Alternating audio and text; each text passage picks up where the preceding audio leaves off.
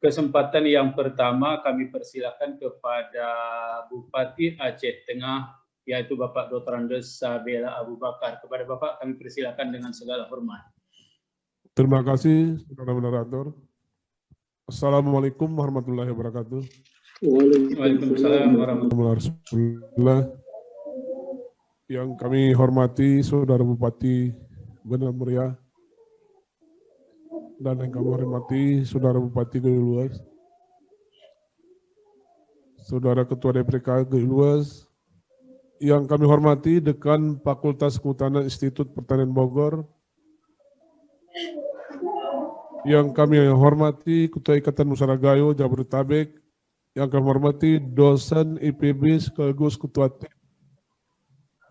peneliti Lauser, Dr. Ardiana RFC. Ketua Majelis Adat Aceh Tengah yang kami hormati, Saudara Suryadi Usman, selaku pengkaji bahasa ekolinguistik yang kami hormati, dan para hadirin yang berbahagia. Pertama sekali kami menyambut baik, sangat berbahagia sekali atas selesainya kegiatan webinar pada hari ini yang mengangkat tema revitalisasi bahasa, budaya, dan keanekaragaman hayati Gayo. Genap mesimulo age sibulan. Ini kami koreksi sedikit. Ini bahasa terlalu kasar kalau menurut kami. Yang lebih halus adalah rasa menjadi basa, kata menjadi peri. Itu kesana juga. Sama artinya nanti. Kami mengapresiasi Fakultas Kehutanan dan Lingkungan Institut Pertanian Bogor yang bekerjasama dengan Ikatan Musara Gayo Jabodetabek atas inisiatif untuk melaksanakan kegiatan riset mengenai pengetahuan tradisional dan bahasa Gayo untuk kelestarian keanekaragaman hayati yang tumbuhan Lauser sebagai bagian dari penelitian dasar unggulan perguruan tinggi. Kami menilai pembicaraan pembahasan mengenai kelestarian hutan dalam pengetahuan tradisional dan bahasa Gayo sangat strategis dan penting dalam kondisi saat ini. Di masa depan, demi keberlangsungan kehidupan masyarakat adat Gayo, hutan dan keanekaragaman hayati. Sejalan dengan pasal 33 Undang-Undang Dasar Republik Indonesia 1945, landasan konstitusional yang mengamanatkan agar bumi, air, dan kekayaan alam yang tergandung di lahan yang dikuasai oleh negara dan dipergunakan untuk sebesar-besarnya kemakmuran rakyat. Maka penyelenggaraan kehutanan haruslah berorientasi pada kesejahteraan rakyat. Kami ulangi sekali lagi, penyelenggaraan kehutanan haruslah berorientasi pada kesejahteraan rakyat. Keberadaan hutan berkaitan hajat hidup orang banyak sebagai modal kehidupan. Hutan harus memberi manfaat nyata bagi kehidupan kemakmuran baik manfaat ekologi, ekonomi maupun sosial budaya.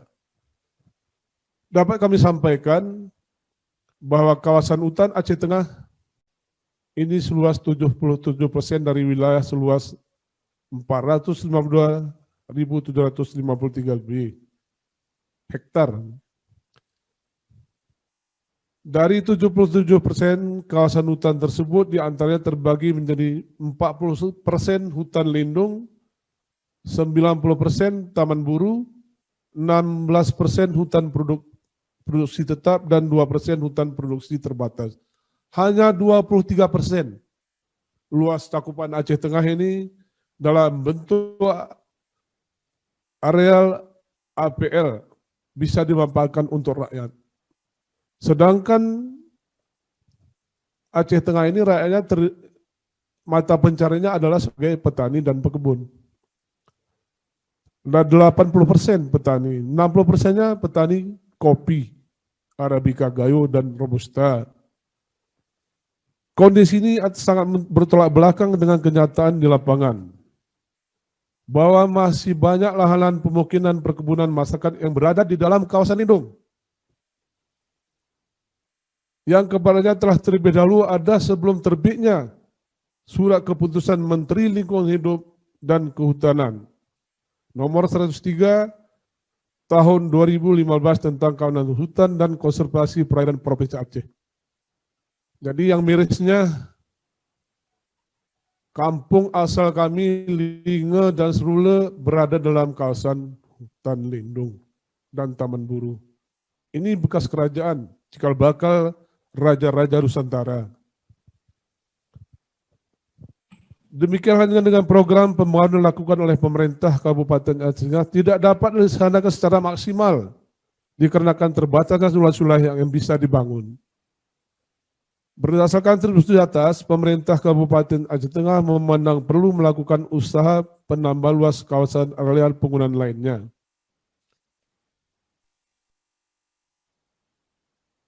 Area penggunaan lain yaitu sejumlah 105.570 hektar. Tidak mencukupi untuk cakupan jumlah penduduk Kabupaten Aceh Tengah 215.000. Pemerintah Kabupaten Aceh Tengah merencanakan usulan pelepasan kekawasan hutan yang akan dijadikan APL yaitu 54.000 lebih hektarnya. Ini mungkin bertentangan dengan apa yang kita bicarakan nanti. Ini yang perlu kita diskusikan sebetulnya. Alternatif lain kawasan hutan negara yang sudah diusahakan oleh masyarakat kita, ini diusulkan menjadi hutan adat atau hutan hak sesuai dengan peraturan Menteri Lingkungan Hidup dan Kehutanan. Saudara-saudara yang kami hormati, pemanfaatan kawasan hutan dilaksanakan melalui skema hutan desa, hutan kemasyarakatan, hutan tanaman rakyat, hutan adat, dan sistem kemitraan. Yang pelaksanaannya diatur dengan peraturan Menteri Lingkungan Hidup. Skema hutan adat menjadi salah satu prioritas dalam pemetaan kawasan hutan di Kabupaten Aceh Tengah, di mana keberadaan hutan adat Gayo telah lama ada. Sejak dahulu yang menyatu dan tidak terpisahkan dalam kehidupan masyarakat adat Gayo, yang merupakan penduduk asli Kabupaten Aceh Tengah. Berdasarkan uraian di atas dan dalam rangka pembangunan wilayah di Kabupaten Aceh Tengah, yang bertujuan nyatanya mengurangi kemiskinan, pengangguran, ketimpangan, pemanfaatan kawasan hutan secara lestari, dan meningkatkan perekonomian masyarakat, pemerintah Kabupaten Tengah menjadikan penetapan hutan adat Gayo sebagai salah satu kebijakan strategis dalam pembangunan wilayah Kabupaten Aceh Tengah. Disinilah diperlukan peranan Dewan Adat, ya. Dewan Adat Gayo, bukan kalau bupati itu pemangku adat, tetapi ada satu lembaga yang dikatakan Dewan Adat. Ini lebih kuat. Hutan yang sudah rusak pada saat ini di Aceh Tengah, ini dikarenakan adalah karena tidak adanya kepercayaan pusat terhadap daerah untuk mengawasi hutan yang ada di wilayah kami. Jadi kepala daerah itu tidak ada kewenangannya untuk mengawasi hutan. Ini maka salah satu mempercepat kehancuran hutan. Kalau di Gayo, kami tebang hutan, kami tanam hutan kembali. Ini namanya hutan kopi. Karena kopi juga menghasilkan oksigen. 1 hektar hutan lebat sama dengan 1,6 hektar kopi. Kebun kopi ini sama menghasilkan oksigen. Ini tulisan seorang insinyur pertanian dari Sumatera Utara. Jadi kali ulangi, 1 hutan lebat sama dengan 1,6 hektar kebun kopi menghasilkan oksigen, yang kompensasinya tidak pernah kami terima sampai saat ini. Pemangku adat harus memenuhi persyaratan antara wilayah masyarakat hukum adat yang dimohon sebagian atau seluruhnya berupa hutan yang terdapat dalam produk hukum pengakuan masyarakat hukum adat berupa kanun atau peraturan bupati. Selain itu, pemerintah Aceh Tengah mengeluarkan Kanun Nomor 7 Tahun 2016 tentang Kehutanan Aceh. Pasal 5 ayat 5 disebutkan hutan adat diberikan kepada masyarakat hukum adat sepanjang kenyataannya masih ada yang keberadaannya ditetapkan secara hukum, kategorikan kampung adat atau memiliki masyarakat hukum adat yang akan ditetapkan melalui kanun atau perbub.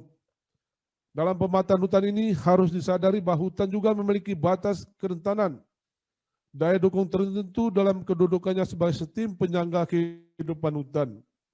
Harus dipertahankan dan dijaga daya dukungnya. Oleh karena itu, maka hutan harus dikelola secara seimbang dan dinamis. Untuk jangka panjang, baik generasi sekarang maupun yang akan datang, upaya pengolahan hasil hutan tidak boleh mengakibatkan rusaknya hutan. Untuk menjamin penyelenggaraan kegiatan pengolahan hutan dan usaha pemetaan hutan berlangsung secara benar, maka menjadi kewajiban pemangku adat untuk melakukan pengawasan dengan sungguh-sungguh. Undang-Undang Republik Indonesia Undang-Undang Republik Indonesia Nomor 11 Tahun 2006 tentang Pemerintahan Aceh. Pemerintah menugaskan pemerintah Aceh untuk melakukan pengelolaan kawasan ekosistem loser di wilayah Aceh untuk berperlindungan, pengamanan, pelestarian, pemulihan fungsi kawasan dan pemetaan secara lestari. Pemerintah Aceh dan pemerintah kabupaten dilarang mengeluarkan izin pengusahaan hutan dalam kawasan ekosistem loser. Kemudian selanjutnya dalam melaksanakan ketentuan sebagaimana dimaksud pada hal di atas, pemerintah Aceh melakukan koordinasi dengan pemerintah kabupaten kota.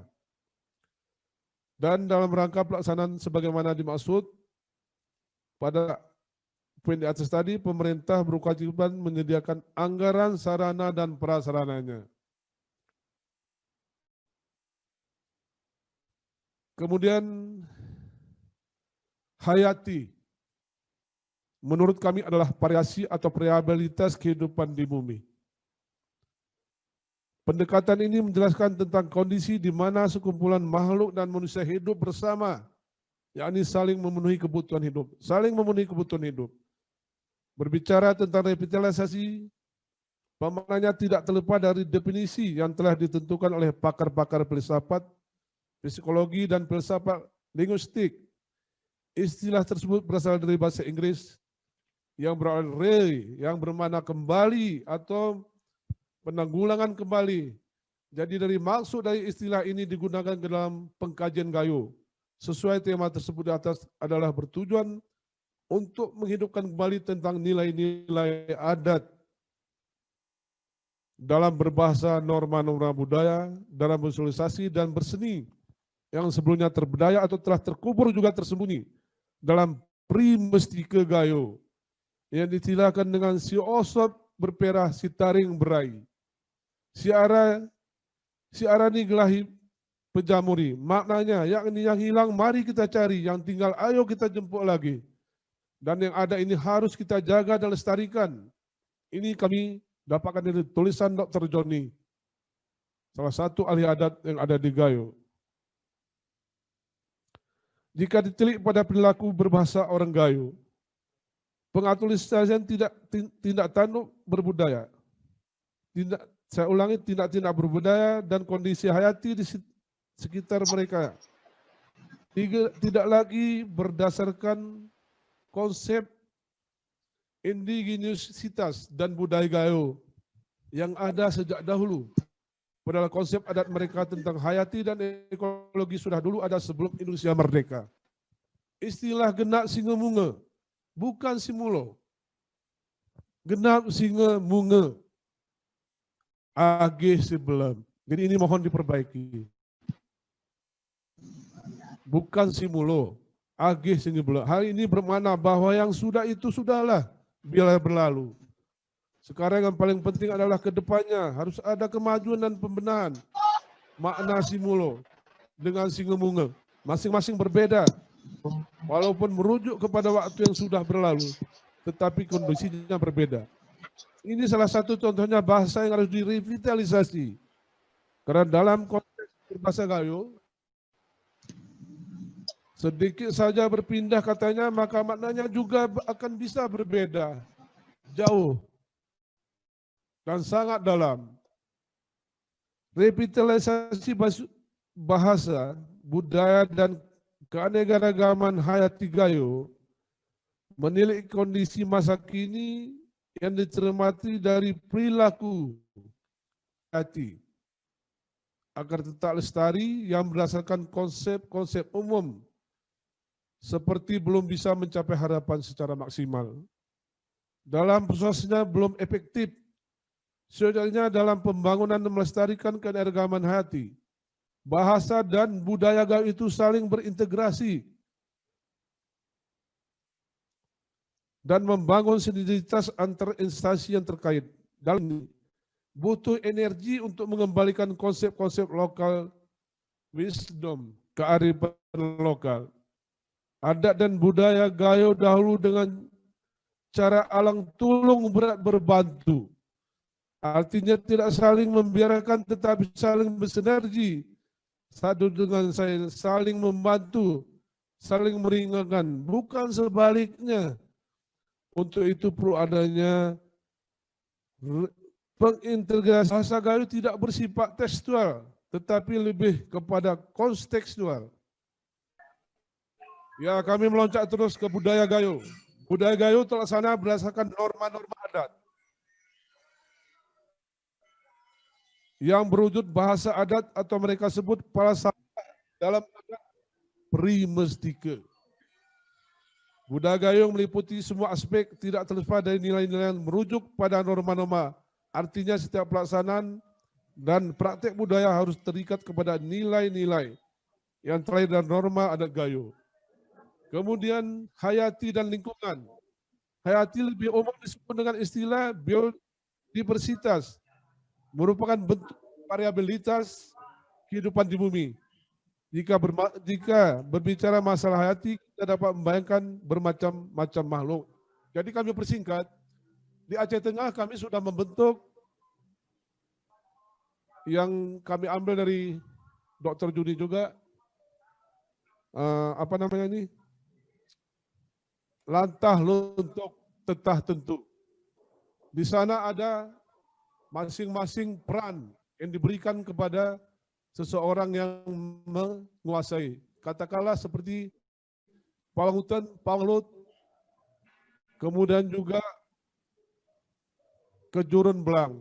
Ini sudah mengatur semuanya. Jadi juga kami sudah mengeluarkan satu peraturan tidak boleh menembak, tidak boleh menebang. Ini kita ada contoh di Gayo. Yang tadinya ada jenis burung yang tahun 30-an sudah hilang, sudah kembali ada. Sudah rasi terbang sudah juga ada di Gayo ini. Jadi inilah saudara, karena waktu